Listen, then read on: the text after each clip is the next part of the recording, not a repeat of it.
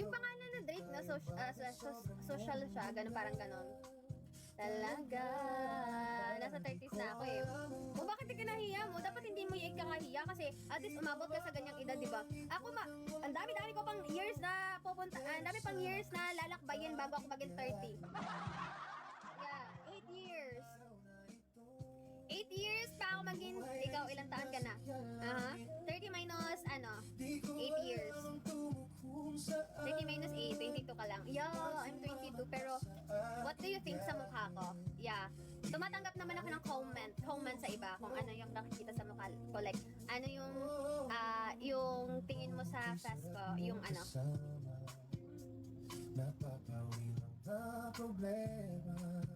Di ba? Oo, yan yung nagiget ko talaga na comment sa iba na 24, 25. Kahit sa personal, sinasabi nila na mas pa daw ako, mas ate pa daw ako sa kuya ko, ganon. Like na nag-gym kami before, sabi niya, akala ng iba na talaga ako, like ako pa yung mas ate sa kuya ko. Ganon, marami na ako na parang natatanggap na ganon. Alam hanggang kailan tayo. Siguro matured ako. Tingnan yung face ko ng ilang years kasi siguro okay lang, maganda ka naman po eh. Ayoko lang kasi gusto ko baby face ako eh. Kasi hindi ako naging baby face.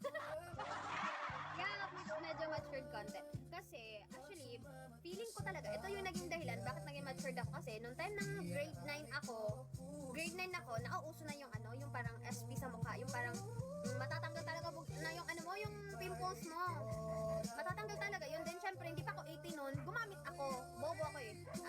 Nasasabi ko ang bobo ko talaga. As in, like, kasi ako, like, parang na-insecure kasi ako sa ko noon. Kasi nagdadalaga, di ba? Pag nagdadalaga, lumalabas talaga pimples ko. Yung ginagamit mo, Skin Perfection. Yun yung sikat na sikat talaga before. Yung Skin Perfection. Yun yung ginamit ko before hanggang ilang ako nun. Hi B, good evening. Hanggang grade 12 siguro ko nun, grade 11. Gumamit ako nun. So, na-late pagsabi ng kuya ko or something, or si mama, sabi niya, Day, huwag kang gumamit ng ganyan kasi nakakatanda yan. Then, syempre ako, nahirap, pag pinutol ko kasi yung paggagamit ko nun, bumabalik yung post ko, ganyan. So, ang ginawa ko na lang, para ma-stop talaga siya, bumili ako other product, like parang hindi magkakaganon-ganon feel yung skin ko.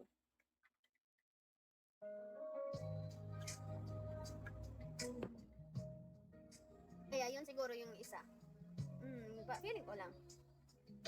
I don't know.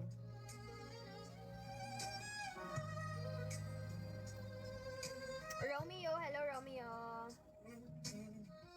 Kaya ganun. Yan lang.